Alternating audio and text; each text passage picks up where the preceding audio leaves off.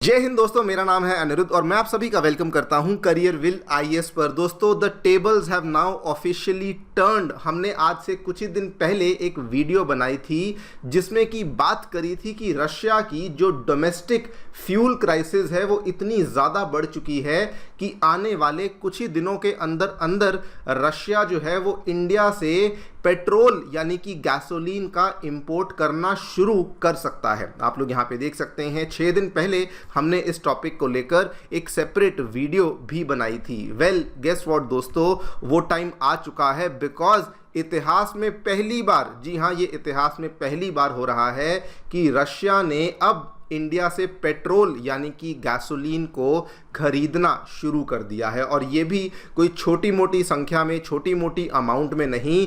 जो already shipments जा चुकी हैं वो ऑलमोस्ट 60,000 टन के आसपास की शिपमेंट्स रशिया की तरफ ऑलरेडी निकल चुकी हैं। एंड टोटल टारगेट जो कि रशिया कर रहा है भारत से, that is approximately 4 lakh ton per month के आसपास का टोटल इंपोर्ट टारगेट है जो कि रशिया यहां पे कर रहा है। आप लोग देख सकते हैं इस खबर को सबसे पहले रॉयटर्स के द्वारा कवर किया गया। Russia buys gasoline from India to tackle the shortages. उसके बाद इंडियन मीडिया भी इसको कवर कर रही है। Russia buys 60,000 metric tons of gasoline from India to tackle the fuel shortages. क्या यहाँ पे हुआ है, क्यों बेसिकली रशिया की ऐसी हालत हुई कि उसको इतना बड़े लेवल पे ये पेट्रोल और गैसोलीन का इंपोर्ट करना पड़ रहा है, इन सब चीज़ों के बारे में तो हम चर्चा करेंगे ही करेंगे। इंडिया को ही क्यों चुना गया है इसके बारे में चर्चा भी करी जाएगी। लेकिन इसके साथ में एक और थोड़ी सी इसी के साथ संबंधित खबर है जो कि मैं एक सेपरेट वीडियो में कवर नहीं करना चाहता था। रशिया ने दोस्तों in a very very major offer, Russia ने अपना जो बहुत ही मेजर उनका रेयर अर्थ डिपॉजिट है साइबेरिया में जो देखने को मिलता है, उनकी कंपनी ने वो वाले रेयर अर्थ डिपॉजिट्स जो हैं उसका एक्सेस इंडिया को ऑफर कर दिया है। यहाँ पे आप देख पाएंगे मॉस्को टाइम्स की खबर है, इवन इंडियन मीडिया ने भी इसको कवर किया। India in talks with Russia's Rosneft to tap the Siberian rare earth reserves। लेकिन यहाँ पर इंडिया के द्वारा जो इस पूरी चीज़ का जवाब दिया गया और इंडिया किस तरीके से इसको टैकल कर रहा है वो काफ़ी ज़्यादा इंटरेस्टिंग है। दोनों ही चीज़ों के बारे में चर्चा करी जाएगी। आइए शुरू करते हैं मेरे साथ। मेरा नाम है अनिरुद्ध। यदि आप लोग हमें फॉलो करना चाहते हैं तो दिए गए टेलीग्राम चैनल के माध्यम से ऐसा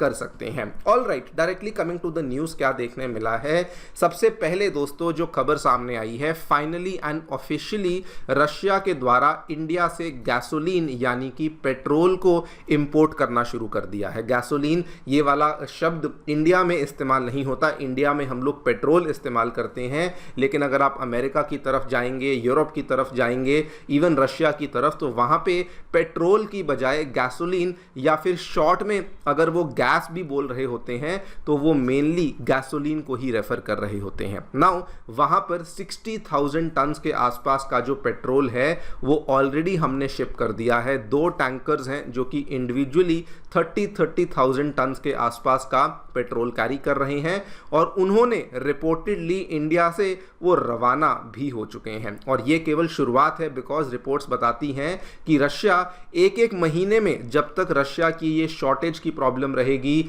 और ये जो भी उनके प्रोडक्शन की प्रॉब्लम रहेगी, Russia approximately 4 lakh ton of gasoline है जो कि वो मेनली इंडिया से और थोड़ा बहुत अपने पड़ोसी देश बेलारूस से भी मंगवाने वाला है। और ये दोस्तों बहुत ही रिमार्केबल बन जाता है फॉर मेनी रीजंस। पहली बात तो ऑब्वियसली क्योंकि ये इतिहास में पहली बार हो रहा है। दूसरी बात, ये इसलिए बहुत रिमार्केबल बन जाता है बिकॉज रशिया ना केवल कच्चे तेल का बहुत बड़ा एक्सपोर्टर है ग्लोबली, बल्कि रशिया दोस्तों refined petroleum products including gasoline का भी एक बहुत बड़ा एक्सपोर्टर माना जाता है। बिकॉज रशिया का जो रिफाइनरीज का नेटवर्क है वो भी किसी और देश से कम नहीं बल्कि बहुत ही बड़े लेवल का नेटवर्क है, जिस वजह से वो अपने डोमेस्टिकली जितनी भी रिक्वायरमेंट है वो तो पूरी करता ही करता है, लेकिन इंटरनेशनली भी रिफाइंड पेट्रोलियम प्रोडक्ट्स को कई सारी कंट्रीज में बेचने का काम करता है। बिफोर वी टॉक अबाउट कि इंडिया को ही क्यों चुना गया, इसके पहले ये समझ लेते हैं कि रशिया की ऐसी हालत हुई कैसी। इसके पीछे जो मेन और सबसे इंपॉर्टेंट रीज़न है that is the on going Russia Ukraine crisis. पिछले कुछ सालों से अगर आप देखें तो वैसे तो ये क्राइसिस बहुत टाइम से चल रही है, लेकिन यूक्रेन ने अपनी स्ट्रैटेजी पिछले 1-1.25 साल से बहुत ज़्यादा चेंज कर ली है। अभी तक क्या हो रहा था, यूक्रेन मेनली रशिया के मिलिट्री बेसिस, एम्यूनिशन डिपोज और कमांड सेंटर्स के ऊपर हमला कर रहा था, लेकिन पिछले साल से अगर आप देखें तो यूक्रेन ने क्या करना शुरू कर दिया, रशिया की oil refineries, fuel depots, pipelines, energy infrastructure के ऊपर हमला करना शुरू कर दिया। यूक्रेन की स्ट्रैटेजी बड़ी स्ट्रेट फॉरवर्ड थी कि हम लोग रशिया की क्रूड ऑयल की प्रोडक्शन को तो कुछ कर नहीं सकते, लेकिन हम लोग कम से कम रशिया की ability to convert the crude oil into petroleum products उसको क्रिपल कर सकते हैं। और इसी के लिए आप देखिए दोस्तों, कई सारी रिफाइनरीज, एक या दो नहीं, कई सारी रशिया के अंदर आने वाली रिफाइनरीज, कई सारी रशिया की ऐसी फैसिलिटीज जहां से रशिया उन पेट्रोलियम प्रोडक्ट्स का एक्सपोर्ट किया करता था, उन पेट्रोलियम प्रोडक्ट्स को स्टोर किया करता था, वो कई सारे एरियाज़ के ऊपर यूक्रेन के द्वारा पिछले कुछ दिनों में, पिछले कुछ सालों में लगातार हमलों को कर दिया गया है। आप लोग यहाँ पे इस मैप में भी देख सकते हैं, मैप बहुत एग्जैक्ट नहीं है, लेकिन आपको एक मोटा मोटा आइडिया लग जाएगा। जो तुआप्से रिफाइनरी है उसके ऊपर मल्टीपल टाइम्स जो है हमले किए गए, फैसिलिटीज़ इन क्रास्नोडार उसके ऊपर हमले किए गए, रायजान रिफाइनरी, तातरस्तान रिफाइनरी, कई सारे स्टोरेज डिपोज थे उसके ऊपर हमले किए गए, तनेको रिफाइनरी के ऊपर हमला किया गया। और जो लेटेस्ट, जो जस्ट आज से मान के चलिए कि लगभग 1 हफ्ता पहले हुआ था, मॉस्को की ऑयल रिफाइनरी के ऊपर इतना बड़ा हमला किया गया, जिसके बाद बल्कि अब तो ये कहा जा रहा है, कुछ रिपोर्ट्स बताती हैं, मॉस्को की ऑयल रिफाइनरी जो कि मॉस्को के लिए बहुत बड़ा फ्यूल सप्लाई करती थी, वो कम से कम 6 से लेके 12 महीने तक शट डाउन रहेगी और वो अपनी फैसिलिटीज़ को दोबारा से ऑपरेशनल 12 महीने तक नहीं कर पाएगी। एंड इस पूरी चीज़ का परिणाम क्या हुआ? परिणाम दोस्तों ये हुआ है, ये रिपोर्ट्स बताती हैं कि रशिया के जो 11 के 11 टाइम जोन्स हैं, उन सभी के सभी टाइम जोन्स के अक्रॉस रशिया में शॉर्टेजेस रिपोर्ट होना शुरू हो चुकी हैं। रशिया बहुत बड़ा देश है, कंजम्पशन भी कोई छोटी मोटी नहीं है। डेली बेसिस पे जो गैसोलीन का कंजम्पशन होता है वो 1,10,000 turns of gasoline every day consume होता है during the summer months. And impact इस पूरी चीज़ का ये हो चुका है कि रशिया जैसी कंट्री जो कि इतना बड़ा प्रोड्यूसर है ऑफ क्रूड ऑयल, इतना बड़ा प्रोड्यूसर एंड एक्सपोर्टर है ऑफ पेट्रोलियम प्रोडक्ट्स, वहाँ पे फ्यूल की राशनिंग होना शुरू हो चुकी है, लंबी लंबी कतारें लगना शुरू हो चुकी हैं, गैसोलीन के दाम बढ़ना शुरू हो चुके हैं, रीजनल लेवल पे शॉर्टेजेस आना शुरू हो चुकी हैं। इसके नंबर्स भी आपको बता देता हूँ। गैसोलीन की प्रोडक्शन अगर आप जून 2025 के साथ तुलना करें 25% लोअर चल रही है। फ्यूल डेफिसिट की बात करूं 20% ऑफ डोमेस्टिक डिमांड से आपका जो है फ्यूल डेफिसिट चल रहा है, मतलब अगर 1000 लीटर की डिमांड है, अवेलेबल केवल 800 लीटर ही है। ऑयल प्रोडक्ट के जो एक्सपोर्ट्स हैं वो भी यहाँ पे काफ़ी कम हो चुके हैं।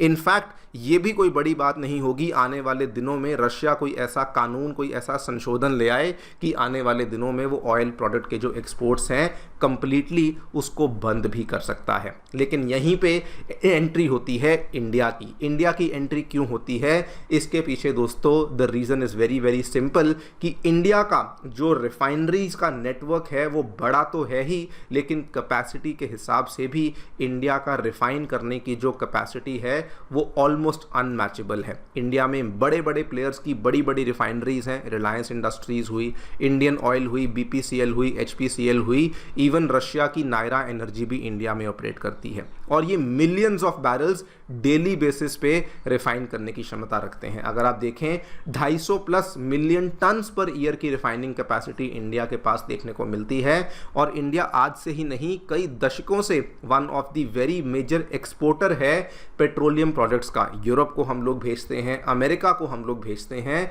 एंड इसीलिए इंडिया के साथ ही दोस्तों टाई अप करने की बात करी गई। एंड मोस्ट इंपॉर्टेंटली इंडिया की जो रिफाइनरीज हैं उनकी खास बात ये भी है कि वो ऑलमोस्ट दुनिया में इस्तेमाल होने वाला हर तरह का जो पेट्रोलियम है उसको यहाँ पे मैन्युफैक्चर करने की, रिफाइन करने की क्षमता रखते हैं। That is also a major reason कि इंडिया को ही चुना गया है। नाउ ये बड़ा आयरॉनिकल है कि जब ये युद्ध शुरू हुआ था तो रशिया बेसिकली कहता था हम तो जी क्रूड ऑयल के बहुत बड़े प्रोड्यूसर हैं, बहुत बड़े मैन्युफैक्चरर हैं, जो कि वो आज भी हैं, और साथ में वो पेट्रोलियम प्रोडक्ट्स के, रिफाइंड पेट्रोलियम प्रोडक्ट्स के बहुत बड़े प्रोड्यूसर और एक्सपोर्टर थे। लेकिन आप देखिए समय बदलते वक्त नहीं लगता दोस्तों, रशिया को आज अपनी ही डोमेस्टिक रिक्वायरमेंट्स को पूरा करने के लिए गैसोलीन को इंपोर्ट करना पड़ रहा है। किससे? भारत से, जो कि पिछले 2-3 सालों में रशियन क्रूड ऑयल का बहुत बड़ा इंपोर्टर बन चुका था। इनफैक्ट इसमें अगर आप देखें तो भारत के साथ साथ बेलारूस भी है, जो कि रशिया को इस मुश्किल समय में हेल्प कर रहा है, और बेलारूस की तरफ से भी जो रशिया की तरफ जाने वाले गैसोलीन के एक्सपोर्ट्स हैं वो शार्पली इंक्रीज कर चुके हैं। अगर आप रिपोर्ट्स की माने तो 3 गुना हो चुके हैं अगर हम केवल जून की बात करें। लेकिन बेलारूस आप देखें, कंट्री उतनी बड़ी नहीं है, रिफाइनिंग कैपेसिटी भी उतनी नहीं है, तो बेलारूस अकेले के दम पर रशिया अपनी डोमेस्टिक फ्यूल शॉर्टेजेस को पूरा नहीं कर सकता था। And that is also another reason कि रशिया ने इंडिया को ही यहाँ पे अपनी ज़रूरतों को पूरा करने के लिए चुन लिया है। नाउ ये दोस्तों एक्सपर्ट्स ये भी कह रहे हैं कि this is a sort of jackpot for India. Financial sense में नहीं कह रहा कि हम लोग वहाँ से सस्ता कच्चा तेल ले रहे हैं, बदले में रिफाइन करके वही रशिया को बेच दे रहे हैं। हाँ वो है, हमारा ट्रेड डेफिसिट भी कम हो सकता है, वो भी है, लेकिन ये स्ट्रेटेजिक जैकपॉट असल में काफ़ी बड़ा है। बिकॉज आज इंडिया, जस्ट बिकॉज हमारी रिफाइनिंग कैपेसिटी इतनी बड़ी है, हम लोग दोस्तों एक एनर्जी सुपर पावर की प्रॉब्लम्स को सॉल्व कर रहे हैं। मतलब कि एक ऐसा देश जो कि खुद इतना बड़ा प्रोड्यूसर था, एक्सपोर्टर था, वो आज की डेट में इंडिया के ऊपर रिलायंट हो चुका है। मान के चलिए, जैसे अगर हम बात करें कि कोई ऐसी टेक्नोलॉजी है जो कि केवल जापान के पास थी, लेकिन समय ऐसा आ जाए कि जापान उस टेक्नोलॉजी के लिए इंडिया के ऊपर निर्भर करना लगे, बिल्कुल वैसा ही कुछ यहाँ पे रशिया के साथ हुआ है। बिकॉज आज की डेट में हम लोग हैं जो कि रशिया को यहाँ पे गैसोलीन प्रोवाइड करना शुरू कर रहे हैं। इसी के साथ दोस्तों संबंधित एक और डेवलपमेंट जो सामने आई है वो रेयर अर्थ वाली है, और ये इंटरेस्टिंग इसलिए नहीं बन जाती कि रशिया ने हमें रेयर अर्थ रिजर्व्स का एक्सेस दिया है। रशिया का जाना माना एनर्जी जाइंट रॉसनेफ्ट, उसने दोस्तों साइबेरिया में आने वाला तोमतौर डिपॉजिट है, ये पूरा का पूरा अगर आप देखें, ये पूरा का पूरा साइबेरिया का एरिया है जिसमें कि तोमतौर का डिपॉजिट आता है, which is regarded as one of the world's largest undeveloped rare earth deposits का एरिया माना जाता है, जो कि उन्होंने हमें एक्सेस देने के लिए ऑफर कर दिया है। इंडिया का जवाब यहाँ पे काफ़ी इंटरेस्टिंग आया है। इंडिया ये कहता है कि रेयर अर्थ के डिपॉजिट्स तो हमारे पास भी हैं, मान लेते हैं आपके पास भी हैं, लेकिन भैया मैन्युफैक्चरिंग कैपेबिलिटी तो आपके पास नहीं है। तो इंडिया की तरफ से हमारी जो कंपनी है IREL, उनका यहाँ पे जवाब बड़ा इंटरेस्टिंग आया। उन्होंने कहा जियोलॉजिकल सैंपल्स आप हमें भेज दीजिए, हम लोग उन जियोलॉजिकल सैंपल्स को स्टडी करेंगे, कॉम्पोजिशन को देखेंगे, अगर हमें लगा कि वहाँ पर हमारे लिए कुछ फ़ायदा है तो हम लोग आपके साथ वहाँ पे आगे बढ़ सकते हैं। अब ये इंडिया के द्वारा लिया जाने वाला एक बड़ा ही इंटरेस्टिंग मूव है। क्यों? बिकॉज डिपॉजिट्स हमारे पास भी हैं, लेकिन डिपॉजिट्स के लिए हम लोग अपने सोर्सेज को डाइवर्सिफाई करने की ऑप्शन ओपन रख रहे हैं by tying up with Russia's Siberian rare earth reserves. लेकिन एट द सेम टाइम अगर आप देखें तो हमारी जो कंपनी IREL है वो जापान और साउथ कोरिया की कंपनीज के साथ भी पार्टनरशिप्स को डिस्कस कर रही है। बिकॉज जापान और साउथ कोरिया ऐसी कंट्रीज हैं जो कि रेयर अर्थ मिनरल्स की प्रोसेसिंग, सेपरेशन, रिफाइनमेंट, इन सभी चीज़ों में बहुत अच्छी एक्सपर्टीज़ और टेक्नोलॉजी को भी रखते हैं। तो इंडिया मल्टीपल लेवल्स पे काम कर रहा है। एक तरफ हम लोग सोर्सिंग को लेकर, डाइवर्सिफिकेशन को लेकर काम कर रहे हैं, दूसरा टेक्नोलॉजी को लेकर भी हम लोग काम यहाँ पे कर ही रहे हैं। और ये भी बड़ी इंपॉर्टेंट इसलिए बन जाता है बिकॉज दिस शोज कि इंडिया बिल्कुल सेमीकंडक्टर्स की तरह रेयर अर्थ्स को लेकर भी बहुत ज़्यादा सीरियस हो चुका है कि अगर हमने सेमीकंडक्टर्स में आगे बढ़ना था तो रेयर अर्थ में भी उसी हिसाब से आगे बढ़ना पड़ेगा। बिकॉज जितनी भी एमर्जिंग और फ्यूचर टेक्नोलॉजीज़ हैं वो रेयर अर्थ मिनरल्स के ऊपर ही डिपेंडेंट हैं। क्या होता है आगे चलकर देखते हैं। फिलहाल के लिए वीडियो में इतना ही। Thank you so much for listening. Stay tuned and stay